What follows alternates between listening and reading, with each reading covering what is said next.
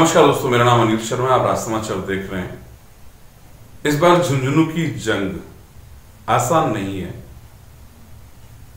कई गुट, कई धड़े, मेरे को टिकट नहीं मिली, मैं क्या करूं। मतलब अजीब सी सिचुएशन है। हम बात सूरजगढ़ से करते हैं, जहां से श्रवण कुमार को टिकट मिली है। जो श्रवण कुमार सूरजगढ़ के हैं और अभी पिछले चुनाव में उनको शिकस्त मिली थी सुभाष पूनिया के सामने। इस बार कांग्रेस ने उन पर दाव लगाया है और वहीं से हैं जो मौजूदा सांसद हैं संतोष अहलावत, उनको टिकट नहीं मिली। उन्होंने अपना रोष भी जाहिर किया। उनके समर्थकों ने अपना गुस्सा भी इजहार किया। वो फैक्टर सूरजगढ़ में है, वो कितना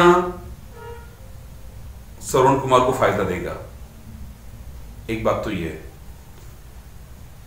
सुभाष पूनिया और नीता यादव कितना कवर कर पाएंगे नरेंद्र के लिए, ये चीज है। क्योंकि सुभाष पूनिया वहां से जीते हैं और मौजूदा विधायक है। लेकिन एक जब जो लोग झांके होते हैं, हर कोई चाहता है कि अपना एमएलए, अपने गांव का आदमी एमएलए बने या एमपी बने। हर आदमी यही चाहता है। अब श्रवण कुमार जी सूरजगढ़ के हैं और वो पिलानी से भी चुनाव लड़ चुके हैं, वहां से भी एमएलए रह चुके हैं। लेकिन एक बड़ा फैक्टर ये है कि सुंदरलाल जी के बेटे ने चुनाव लड़ा। सुंदरलाल जी वहां से एमएलए रहे हैं। इस बार जो विरोध था वो सुंदरलाल जी का था। उसका फायदा जेपी चंदेलिया जी को मिला। जेपी चंदेलिया जी ने चुनाव लड़ा और जीत गए। अब चिड़ावा और पिलानी के अंदर, मेरी बात समझिएगा, चिड़ावा और पिलानी में ये जो वोट चंदेलिया जी को मिले हैं सुंदरलाल जी के विरोध में, वो क्या करवट लेंगे। अब आइए मंडावा में रीटा चौधरी को शिकस्त दी थी नरेंद्र प्रधान ने, जो बीजेपी से टिकट लेके आए हैं एमपी की। रीटा चौधरी के समर्थक ये चाहते हैं कि रीटा जी एमएलए बने। बड़ी अजीब सी सिचुएशन है। रीटा जी कह रही हैं कि हम लोग श्रवण कुमार जी को टिकट दिला के लाए हैं। मुझे, अगर श्रवण जी चुनाव जीत जाते हैं तो एमएलए से ज्यादा काम करूंगी मैं। लेकिन कहीं ना कहीं समर्थकों में ये होता है कि भाई रीटा चौधरी, अगर ये नरेंद्र जी जीत जाएं तो रीटा चौधरी एमएलए बन जाए। और एक चीज, एक फैक्टर और भी होता है। मंडावा के ये लोग चाहेंगे कि नरेंद्र कुमार हमारा है, ये संसद में जाए। अब बात आते हैं नवलगढ़ के अंदर। नवलगढ़ के अंदर कांग्रेस के एमएलए हैं डॉक्टर राजकुमार शर्मा। डॉक्टर राजकुमार शर्मा ने पहले बीएसपी से चुनाव लड़ा, उसके बाद उन्होंने निर्दलीय चुनाव लड़ा, फिर कांग्रेस से चुनाव लड़ा। यहां एक डॉक्टर राजकुमार शर्मा जो है, उनके खुद के अपने पर्सनल, जिसे लाइजनिंग वोट वाले वोट कहते हैं, वो है। चाहे डॉक्टर राजकुमार शर्मा किसी पार्टी से चुनाव लड़े, जो लोग उनके साथ हैं वो हैं। लेकिन ये सबसे बड़ी बात है, क्या डॉक्टर राजकुमार शर्मा इन वोटों को कांग्रेस के जो प्रत्याशी हैं श्रवण कुमार, उनमें तब्दील कर पाएंगे। क्योंकि देखिए क्या होता है कि मैं चुनाव लड़ता हूं तो मेरे अपने लोग मुझे वोट दे देंगे। अगर मैं चुनाव लड़ता हूं तो मेरे लोग मुझे वोट दे देंगे। लेकिन क्या जरूरी है क्या कि सामने वाले व्यक्ति को वोट मिल जाए? यह बड़ा फैक्टर काम करता है। उदयपुर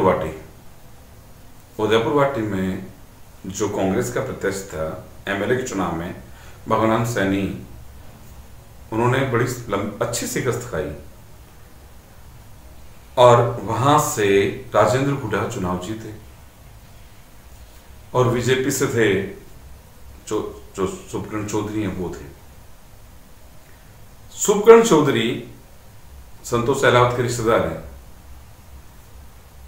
फर्क ये पड़ेगा कि वो तो बीजेपी के लिए बोल रहे हैं, लेकिन क्या उनके समर्थक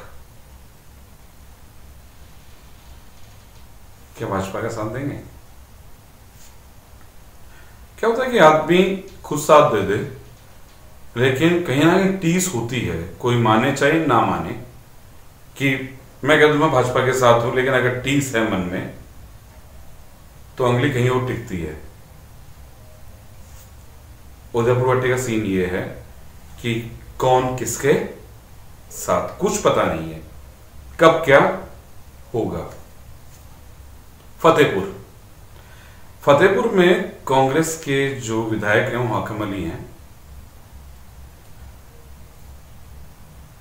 वहां क्या है, वहां एक बीजेपी का धड़ा जरूर बड़ा है। वहां दो गुट हो रखे हैं, एक भाजपा एक कांग्रेस। अब कौन सा बड़ा होता है ये ऊपर वाला जाने या वोट देने वाले जाने, क्योंकि नया नवेला है एकदम। वहां पे हाकिम अली की चलती है या नहीं चलती है, उस पर भी डिपेंड होगा कि वहां वोटों का बंटवारा किस हिसाब से होता है। झुंझुनू से माननीय विजेंद्र जी ओड़ा जो विधायक हैं, ओड़ा परिवार एक सशक्त परिवार है। उन्होंने 40,000 वोटों से विजय प्राप्त की थी। उनकी पत्नी टिकट की दौड़ में थी, उनको टिकट नहीं मिला। ओड़ा जी की नाराजगी भी जग जाहिर हो चुकी है, क्योंकि वो कहीं पर भी प्रोग्राम्स में नहीं आ रहे। केवल एक जयपुर मीटिंग थी, उसमें जरूर श्रवण कुमार के साथ थे। जब गहलोत जी आए खेतड़ी, तब श्रवण कुमार के साथ, और आगे क्या साथ देते हैं वो तो आने वाला वक्त बताएगा। लेकिन अभी तक झुंझुनू के बारे में कुछ कहा नहीं जा सकता। खेतड़ी में डॉक्टर जितेंद्र सिंह इस समय एमएलए हैं, जो कांग्रेस के अध्यक्ष भी हैं, और इनका भी नाम आया था कि इन्होंने भी श्रवण कुमार को टिकट दिलवाने में अपनी अहम भूमिका निभाई है। भाई, राय देने का सबको अधिकार होता है कि जब टिकट देते तब बात अलग होती है, राय सभी देते हैं, तो उनके लिए भी बहुत बड़ी बात है कि, लेकिन सिचुएशन देखिए, इन चुनाव में जो सिचुएशन होती है उस समय चुनाव में देखिए, पार्षद का चुनाव, फिर एमएलए का चुनाव, फिर एमपी का चुनाव। पार्षद का चुनाव एक पर्सनल चुनाव होता है जिसमें एक ही वोट लिए जाते हैं। फिर एमएलए का चुनाव होता है जिसमें थोड़ी अच्छी वोटिंग होती है। लेकिन एमपी के चुनाव में वोट कास्टिंग कई बार कम हो जाती है, क्योंकि लोग इतनी रुचि नहीं लेते हैं। भाई ठीक है, वोट देना है, दे दिया। जितेंद्र सिंह के जितने वोट आए, क्या जितेंद्र सिंह लीड दिला पाएंगे या वहां भी मोदी फैक्टर काम करेगा? एक सबसे बड़ा फैक्टर है मोदी फैक्टर। ये कितना कारगर साबित होता है ये तो वाला वक्त बताएगा। लेकिन सभी के ऊपर एक तलवार सी लटकी हुई है कि जितने वोट हमको मिले, क्या हम वो वोट दिलवा पाएंगे, क्या लीड दिलवा पाएंगे। नवल की पोजीशन भी यही है, क्योंकि डॉक्टर राजकुमार शर्मा के खुद के वोट है। वो डॉक्टर राजकुमार शर्मा खुद चुनाव लड़े। तो डॉक्टर राजकुमार शर्मा ने पिछले जो एमपी का चुनाव था इंडिपेंडेंट लड़ा था, करीब 2 लाख वोट लेके गए थे, यानी वर्चस्व तो है। लेकिन वो 2 लाख वोट क्या श्रवण कुमार की तरफ तब्दील हो जाएंगे क्या? छोटा सवाल नहीं, बहुत बड़ा सवाल है, और तो आने वाला वक्त ही बताएगा। नमस्कार।